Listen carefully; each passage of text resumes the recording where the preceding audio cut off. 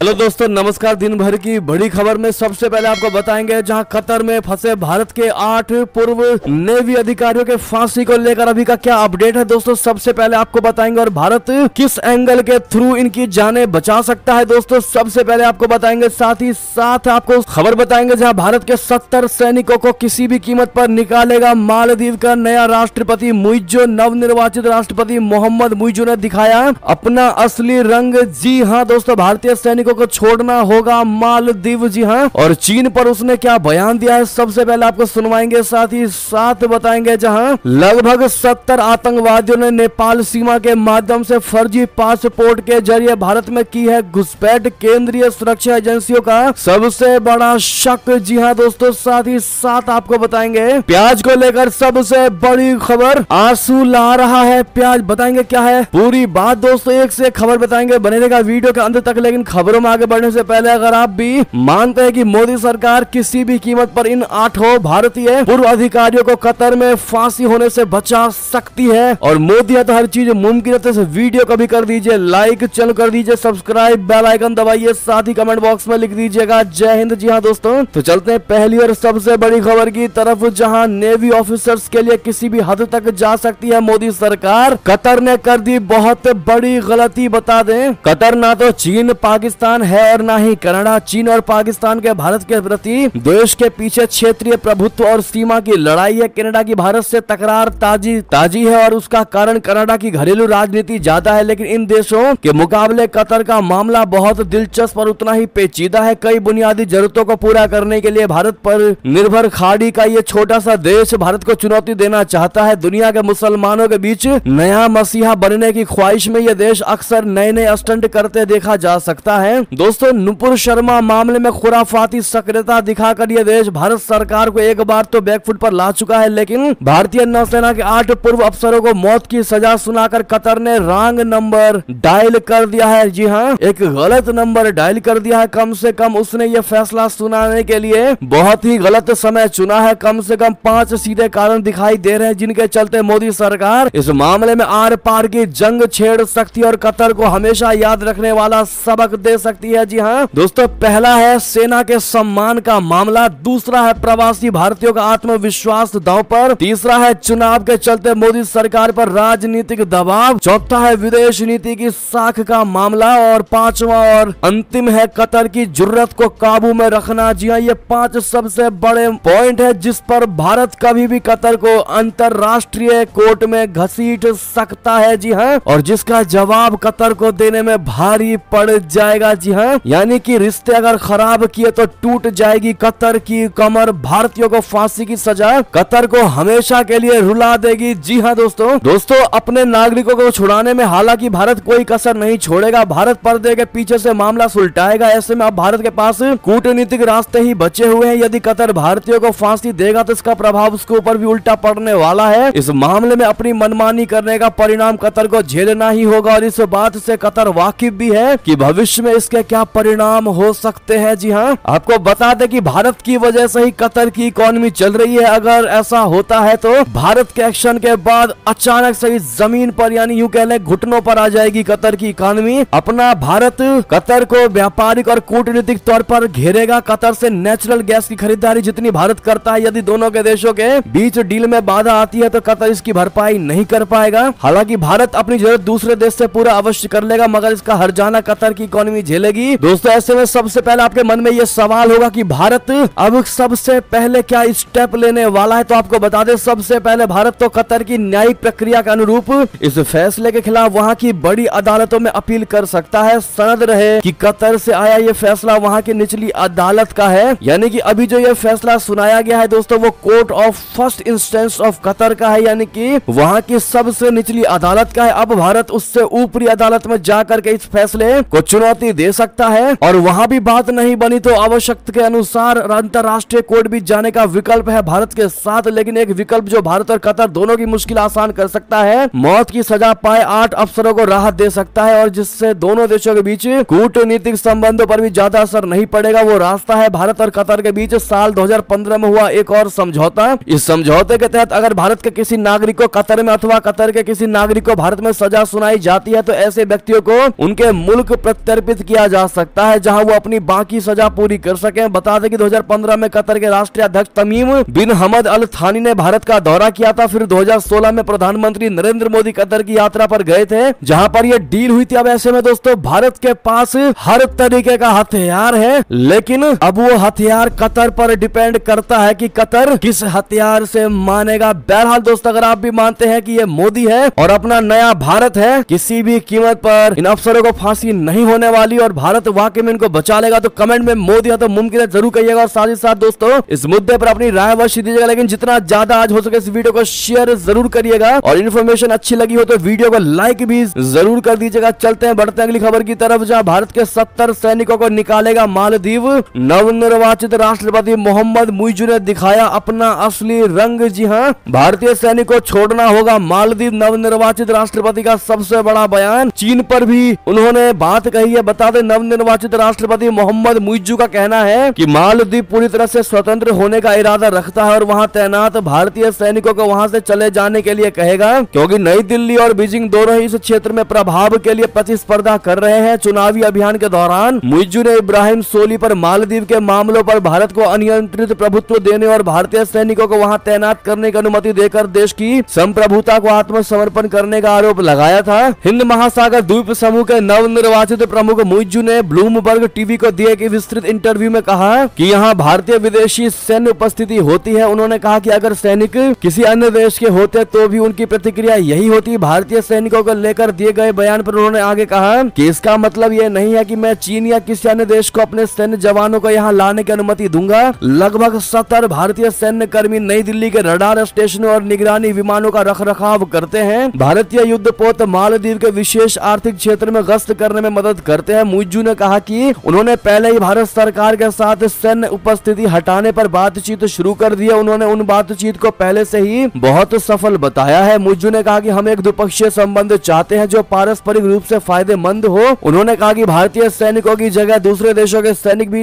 रहते तो मैं यही व्यवहार रखता। उन्होंने आगे कहा कि भारत से सैन्य कर्मियों को हटाने के लिए कहना किसी भी तरह से यह नहीं दर्शाता है कि मैं चीन या किसी अन्य देश को अपने सैन्य जवानों को यहाँ लाने की अनुमति देने जा रहा हूँ। बहरहाल दोस्तों, चीन पर भी मुइज़ू ने यह बड़ा बयान दिया है। उन्होंने अपने बयान से तो दिखाने की कोशिश की है कि वो सबके लिए बराबर व्यवहार रखते हैं, लेकिन दोस्तों रियलिटी क्या है, क्या बैकएंड में कुछ और चल रहा है, जो भी आपको लगता है दोस्तों अपनी राय अवश्य दीजिएगा। लेकिन इतना तो है कि नवनिर्वाचित इस नए राष्ट्रपति मोहम्मद मुइज़ू ने अपना असली रंग आते ही दिखाना शुरू कर दिया है। साथ ही साथ अगली खबर की बात करें, जहां केंद्रीय एजेंसियों को संदेह है कि लगभग 70 आतंकवादियों ने नेपाल सीमा के माध्यम से फर्जी पासपोर्ट के जरिए भारत में की है घुसपैठ। जी हां, केंद्रीय सुरक्षा एजेंसियों का अनुमान है कि घुसपैठियों में इंटर सर्विसेज इंटेलिजेंस यानी ISI या जमात उल मुजाहिदीन बांग्लादेश जैसे प्रतिबंधित आतंकवादी संगठन शामिल हो सकते हैं। इसकी पुष्टि के लिए पश्चिम बंगाल और सिक्किम में तलाशी ली गई है। जी हां दोस्तों, केंद्रीय एजेंसियों को शक है कि ये 70 आतंकी फर्जी पासपोर्ट के जरिए भारत में घुसे हैं। बता दें, केंद्रीय एजेंसी को आशंका है कि अब बांग्लादेश सीमा पर सुरक्षा कड़ी कर दी गई है। इसके अलावा अब ज्यादातर सीमावर्ती इलाकों में कंटीले तारों का पहरा है, लेकिन कभी कभार घुसपैठ हो सकती है। सूत्रों ने कहा कि पाकिस्तान सीमा में घुसपैठ लगभग असंभव है, इसीलिए घुसपैठ के लिए बदमाश नेपाल सीमा का इस्तेमाल कर रहे हैं। सूत्रों ने बताया कि इसी तरह ये पता चला है कि कोई विदेशी सीमा पार कर देश के कई हिस्सों में दाखिल हुए हैं। आधिकारिक सूत्रों के मुताबिक नेपाल सीमा के रास्ते भारत में दाखिल हुए घुसपैठियों की तलाश शुरू कर दी गई है। राष्ट्रीय जांच एजेंसी के सूत्रों के अनुसार अन्य केंद्रों की विभिन्न सुरक्षा एजेंसियां घुसपैठियों का पता लगाने में शामिल थी। हाल ही में केंद्रीय जांच ब्यूरो यानी CBI और केंद्रीय सुरक्षा एजेंसियों ने पश्चिम बंगाल और सिक्किम में कई स्थानों पर तलाशी ली और फर्जी पासपोर्ट केंद्रों से संबंध पाए हैं। CBI अधिकारी पहले ही राष्ट्रीय जांच एजेंसी और कोलकाता पुलिस के साथ बैठकें कर चुकी है। जी हाँ दोस्तों, ये भारत के लिए वाकई में बड़ी ही स्तब्ध कर देने वाली खबर है। दोस्तों अगली खबर की बात करें, जहां चमन सीमा पर अफगानी शरणार्थियों और पश्तूनों द्वारा पाकिस्तानी सेना के खिलाफ एक और बड़ा विरोध प्रदर्शन। तालिबान पाकिस्तान से बेहद नाराज है। जी हाँ दोस्तों, लगातार POK की जनता भारत के समर्थन में उतर कर आ गई है और भारत के साथ आर पार जोड़ने की बात कह रही है। तो वही पाकिस्तान की सरकार से इतना ज्यादा खफा हो चुकी है POK की जनता की उन्होंने लगातार विरोध के साथ साथ एक युद्ध छेड़ा हुआ और किसी भी कीमत पर नहीं मानने की, किसी भी कीमत पर पाकिस्तान के साथ नहीं रहने की कसम खाली है। और ये प्रोटेस्ट दोस्तों लगातार आए दिन हो रही है। पिछले 8 से 9 महीनों से ये लगातार प्रोटेस्ट चल रहा है। ऐसे में इसी बीच पाकिस्तान पाकिस्तान भी लगातार कहीं ना कहीं इस प्रोटेस्ट को शांत करवाने में लगा हुआ है और आए दिन पाकिस्तान कोई ना कोई पैतरा आजमा रहा है कि पीओके की जनता शांत हो जाए। आपको बता दें कि इसी पैतरे के बीच पाकिस्तान ने सीमा पर विरोध को शांत करने के लिए चमन में दिग्गजों को भेज दिया है। जी हाँ, चलते अगली बड़ी खबर की तरफ, जहां पर फलस्तीन समर्थक रैली में शशि थरूर द्वारा हमास को आतंकवादी कहने पर विवाद खड़ा हो गया है। इंडियन यूनियन मुस्लिम लीग यानी IUML द्वारा केरल में आयोजित एक विशाल फलस्तीन समर्थक रैली में शशि थरूर ने हमास द्वारा इजराइल पर 7 अक्टूबर के हमले को आतंकवादी हमला कहा। बाद में थरूर ने सफाई देते हुए कहा कि मैं हमेशा फलस्तीन के लोगों के साथ खड़ा रहा हूं। यानी कि दोस्तों, केरल में फलस्तीन समर्थन रैली में अचानक हमास को लेकर क्या बोल गई है शशि थरूर। दरअसल इजराइल और हमास जंग के बीच भारत में भी कई स्थानों पर प्रदर्शन हो रहे हैं, कहीं इजराइल के समर्थन में तो कहीं फलस्तीन के समर्थन में रैलियां निकाली जा रही है। इसी बीच केरल के कोझिकोड में फलस्तीन के समर्थन में निकाली गई रैली में कांग्रेसी सांसद शशि थरूर ने हमास को आतंकी संगठन बता डाला। शशि थरूर ने कोझिकोड में इंडियन यूनियन मुस्लिम लीग की अगुवाई में निकाली गई रैली में कहा है कि यह भारत और शायद दुनिया में फलस्तीन के साथ एकजुटता दिखाने वाली सबसे बड़ी रैलियों में से एक है। इसका आयोजन मुस्लिम लीग कर रही है। मेरा मानना है कि मुस्लिम लीग एक धर्मनिरपेक्ष पार्टी है। मुझे नहीं लगता कि ये कोई मुस्लिम मुद्दा है, ये मानवीय मुद्दा है। बम धर्म देखकर नहीं गिरते, वहाँ 1 से 2% ईसाई आबादी भी है। युद्ध में धर्म नहीं देखा जाता। थरूर ने कहा कि बीते 20 दिनों से हम सबसे बड़ी मानवीय त्रासदी देख रहे हैं। उन्होंने कहा कि कोई भी तर्क निर्दोष नागरिकों की हत्या को सही नहीं ठहरा सकता। गांधी जी ने कहा था कि आंख के बदले आंख सारी दुनिया को अंधा बना देगी। भारत हमेशा शांति के लिए खड़ा रहा है। जब दोस्तों इस बात का विरोध हुआ, उसके बाद शशि थरूर ने अपनी जुबान तुरंत बदल डाली। चलते एक और खबर की तरफ, जहां पाकिस्तानी रेंजर ने भारतीय सीमा में 7 घंटे तक की भारी गोलीबारी, दागे मोर्टार, एक BSF जवान और एक महिला हुई घायल। बता दें, सीमा सुरक्षा बल ने शुक्रवार को कहा है कि जम्मू में अंतर्राष्ट्रीय सीमा के पास भारतीय चौकियों और आम नागरिकों के इलाकों को निशाना बनाकर बिना किसी उकसावे के सीमा पार पाकिस्तान रेंजर की ओर से की गई गोलीबारी करीब 7 घंटे तक जारी रही। एक आधिकारिक बयान में BSF ने कहा कि पाकिस्तान रेंजर ने मोर्टार, दागे और भारी मशीन गन का इस्तेमाल किया, जिससे 2 लोग घायल हो गए। BSF ने बताया कि गोलाबारी के कारण BSF के कांस्टेबल बसवराज को दोनों हाथों में मामूली चोट आई है। अरनिया की एक स्थानीय निवासी रजनी देवी को भी मामूली चोट आई है। BSF ने कहा कि पाकिस्तानी गोलीबारी करीब 7 घंटे तक चली। गोलीबारी बृहस्पतिवार को रात करीब 8 बजे शुरू हुई थी और देर रात करीब 2:45 बजे तक जारी रही। सुरक्षा बल ने कहा कि BSF स्थिति के आकलन के लिए घटनाक्रमों पर करीबी से निगरानी रख रहा है। जी हाँ, ऐसे में दोस्तों get well soon Basavaraj ji and Rajni Devi ji comment में जरूर कहिएगा ताकि उन्हें भी पता चले कि देश उनके साथ खड़ा है। चलते अगली खबर की तरफ, जहां यूक्रेन युद्ध में जा रही नेपालियों की जान, पुतिन की सेना ने दिया बहुत बड़ा धोखा। रशिया ना दे रहा पैसे ना बॉडी। बता दें, बेहिसाब गरीबी और कम समय में पैसे कमाने की चाहत में हजारों नेपाली युवा यूक्रेन में फंसकर अपनी जान गंवा रहे हैं। गरीबी हटाने के लिए हजारों की संख्या में नेपाली युवा रूसी सेना में शामिल हो गए, लेकिन अब स्थिति ये है कि जो जिंदा है उन्हें पैसे नहीं दिए जा रहे और जो मर चुके हैं उनकी बॉडी लाने की हैसियत परिवार के पास नहीं है। हालांकि महीनों की लड़ाई के बाद रशिया की तरफ से लड़ने वाले नेपाली सैनिक युद्ध के मैदान से घर फोन करके कह रहे हैं कि वे प्रशिक्षित नहीं है और उन्हें वह वेतन नहीं मिल रहा है जिसका उनसे वादा किया गया था। जिंदा बचे सैनिकों का कहना है कि युद्ध में उनके कई साथी मारे गए हैं जिन्हें मरने के बाद दफना दिया गया है। साथ ही साथ बता दें कि अमेरिका ने किया चौंकाने वाला दावा, कहा यूक्रेन से जंग के बीच अपने ही सैनिकों को मार रहा है रशिया। जी हां, अमेरिका ने एक बार फिर रशिया पर गंभीर आरोप लगाए हैं। व्हाइट हाउस ने गुरुवार को दावा किया है कि रशिया यूक्रेन के साथ युद्ध के दौरान अपने ही सैनिकों को मार रहा है। व्हाइट हाउस का कहना है कि रूस अपने उन सैनिकों के खिलाफ कार्रवाई कर रहा है जो जंग में अपने सीनियर्स की बात नहीं मान रहे हैं। फोर्ब्स की रिपोर्ट के अनुसार गुरुवार को व्हाइट हाउस में हुई प्रेस ब्रीफिंग में राष्ट्रीय सुरक्षा परिषद के प्रवक्ता जॉन किर्बी ने यह आरोप रशिया पर लगाया है। इस दौरान जॉन किर्बी ने कहा कि अमेरिका के पास ऐसी जानकारी है कि यूक्रेन की तरफ से गोलीबारी में पीछे हटने की कोशिश करने पर रूस के कमांडर पूरी यूनिट को जान से मारने की धमकी दे रहे हैं। जी हां दोस्तों, अगली खबर की बात करें, जहां संयुक्त राष्ट्र में बोले ईरान के विदेश मंत्री, कहा बंधकों को रिहा करने को तैयार है हमास, लेकिन एक शर्त है। बता दें, हमास के लड़ाकों की ओर से बंधक बनाए गए इजरायलियों की रिहाई को लेकर ईरान ने शर्त रखी है। ईरान के विदेश मंत्री ने कहा है कि हमास बंधक बनाए गए सभी नागरिकों की रिहाई के लिए तैयार है, लेकिन पहले इजरायल में बंद 6000 फलस्तीनियों को रिहा किया जाए। गौरतलब है कि हमास ने 7 अक्टूबर के हमले के दौरान इजरायल के 224 लोगों को बंधक बना लिया था। संयुक्त राष्ट्र में बोलते हुए ईरानी विदेश मंत्री हुसैन अमीर अब्दुल्लाहियान ने कहा है कि हमास इस शर्त पर बंधकों को रिहा करने के लिए तैयार है कि पहले इजरायल की जेलों में बंद 6000 फलस्तीनियों को रिहा किया जाए। इतना ही नहीं दोस्तों, ईरानी विदेश मंत्री ने अमेरिका को भी बहुत बड़ी चेतावनी दे दी है। कहा कि गाजा में लगी आग से आप भी नहीं बच पाएंगे। जी हाँ, ईरानी विदेश मंत्री ने अपने भाषण में अमेरिका को चेतावनी देते हुए कहा कि अगर इजराइल ने गाजा पट्टी में रॉकेट से हमला बंद नहीं किया तो अमेरिका इस आग से नहीं बचेगा। अमेरिका को चेतावनी देते हुए हुसैन ने कहा कि मैं अमेरिकी राजनेताओं से स्पष्ट रूप से कह देना चाहता हूं या कहता हूं कि हम युद्ध के पक्षधर नहीं है, लेकिन अगर गाजा में नरसंहार जारी रहा तो अमेरिका इस आग से बच नहीं पाएगा। दोस्तों अगली खबर की बात करें, जहां बाइडेन और चीन के राष्ट्रपति शी जिनपिंग के बीच हुई बातचीत, क्या सुधरेंगे अमेरिका और चीन के बीच संबंध, बता दें। चीन के विदेश मंत्री वांग यी ने अपने अमेरिकी समकक्ष एंटनी ब्लिंकन से वीरवार दोपहर को मुलाकात की। उनके अमेरिका की अपनी 3 दिवसीय यात्रा के दौरान राष्ट्रपति जो बाइडेन समेत कई अहम अमेरिकी नेताओं एवं अधिकारियों से मिलने की संभावना है। ऐसा माना जा रहा है कि ये यात्रा बाइडेन और चीन के राष्ट्रपति शी जिनपिंग के बीच शिखर वार्ता का आधार बनकर अमेरिका और चीन के संबंधों को अस्थिर करने में मददगार हो सकती है। वांग यी ने अमेरिका पहुंचने के कुछ ही देर बाद ब्लिंकन से मुलाकात की। उन्होंने बंद कमरे में बैठक करने से पहले कहा कि चीन संबंधों को जितनी जल्दी हो सके स्वस्थ, अस्थिर और सतत विकास के पथ पर वापस लाने के लिए आम राय बनाने और सहयोग प्राप्त करने की कोशिश करेगा। अमेरिकी अधिकारियों ने बैठक से पहले कहा है कि वे वांग यी के साथ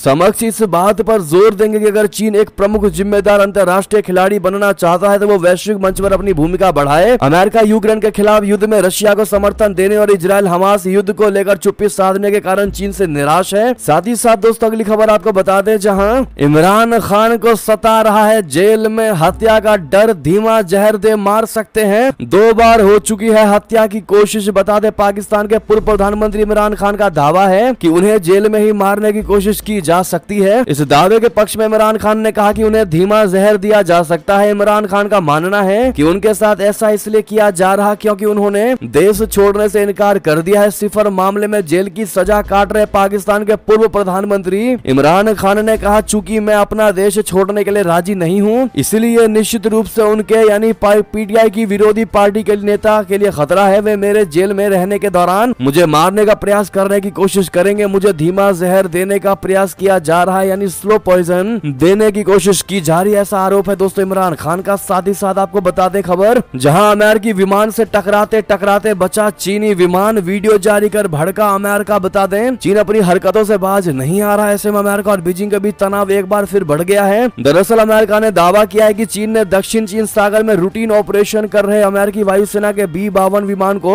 गलत तरीके से रोकने की कोशिश की, जिससे विमानों के आसपास में टकराने का खतरा बन गया था। यूएस इंडो पैसिफिक कमांड ने अपने बयान में कहा है कि चीनी J-11 जेट के पायलट ने 24 अक्टूबर की रात को अमेरिकी वायुसेना के विमान को गलत तरीके से रोकने की कोशिश की। बयान के अनुसार चीनी पायलट ने ऐसा जानबूझकर कर दिया, जिससे दोनों विमानों के बीच की दूरी एक समय महज 10 फीट थी, जो बेहद ही खराब स्थिति है। यूएस इंडो पैसिफिक कमांड ने अपने आधिकारिक सोशल मीडिया प्लेटफॉर्म एक्स पर वीडियो साझा किया। जी हाँ, अगली खबर की बात करें, जहां पर अब टाटा बनाएगी आईफोन्स, विस्ट्रॉन से 1040 करोड़ रुपए में खरीदा मैन्युफैक्चरिंग प्लांट। जी हाँ, अब टाटा समूह पहला भारतीय आईफोन निर्माता बनने के लिए पूरी तरह से तैयार है। दरअसल विस्ट्रॉन के बोर्ड ने टाटा इलेक्ट्रॉनिक्स को Wistron Infocom manufacturing India private limited की बिक्री को मंजूरी दे दी है। विस्ट्रॉन कॉर्प द्वारा समूह को देश के दक्षिणी हिस्से में एक प्लांट बेचने पर सहमति जताने के बाद टाटा समूह भारत का पहला घरेलू आईफोन निर्माता बनने के लिए एक समझौते पर मुहर लगाने के लिए तैयार है। अगर आपको भी खुशी है दोस्तों कि भारत में अब आईफोन्स बनने वाले हैं और कोई और नहीं बल्कि टाटा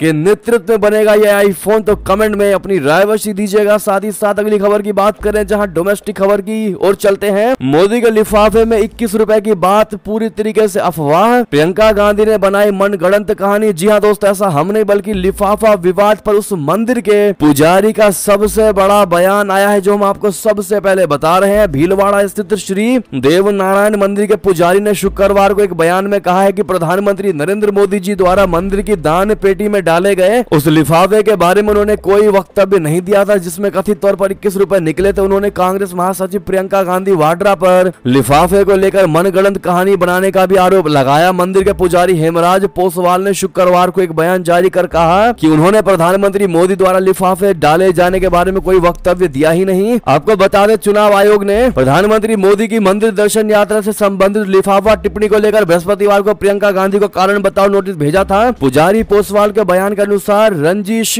वश स्थानीय नेताओं ने खबर प्लांट करवाकर सनातन धर्म मंदिर एवं लोकप्रिय नेता मोदी जी की छवि को धूमिल करने के लिए एक ही लिफाफा की खबर प्रसारित कर गलत भ्रम फैलाया गया। उन्होंने कहा कि हाल ही में कांग्रेस नेता प्रियंका गांधी ने दौसा एवं झुंझुनू में काल्पनिक मनगढ़ंत कहानी बनाकर लिफाफा का जिक्र किया, जिससे भगवान विष्णु के अवतार देव नारायण भगवान को मानने वाले एवं सनातन धर्म को मानने वाले लोगों की भावना को ठेस पहुंची है। अब ऐसे में दोस्तों किसी और ने नहीं बल्कि उस मंदिर के पुजारी ने ही जब ये बात कह दी है तो वाकई में अब आपकी इस पर क्या राय होगी दोस्तों? प्रियंका गांधी के उस बयान को लेकर इस पर आपकी राय तो बनती ही है। साथ ही साथ अगली खबर की बात करें, जहां तेलंगाना से बड़ी खबर, अमित शाह ने वंशवादी राजनीति पर कसा तंज, कहा बेटे को सीएम बनाना चाहते हैं केसीआर, राहुल गांधी को अगला प्रधानमंत्री बनाना चाहती है कांग्रेस। बता दें आगामी विधानसभा चुनावों को लेकर सभी दल चुनाव प्रचार में जोर शोर से जुट गए हैं। इस बीच केंद्रीय गृह मंत्री अमित शाह ने भारत राष्ट्र समिति और कांग्रेस पर तंज कसते हुए कहा कि तेलंगाना के मुख्यमंत्री के चंद्रशेखर राव अपने बेटे केटी रामा राव को अगला मुख्यमंत्री बनाना चाहते हैं, जबकि कांग्रेस की पूर्व अध्यक्ष सोनिया गांधी अपने बेटे राहुल गांधी को अगला प्रधानमंत्री बनाना चाहते हैं। जी हाँ, साथ ही साथ एक और खबर की बात करें, जहां प्याज के दाम को लेकर बड़ी खबर, आंसू ला रहा प्याज, 57% बढ़ी कीमतें, अब केंद्र ने उठाया बहुत बड़ा कदम। जी हाँ, पिछले दिनों टमाटर के बढ़ते दामों के बीच सरकार ने प्याज की कीमतों को नियंत्रित करने के लिए बड़ा फैसला लिया,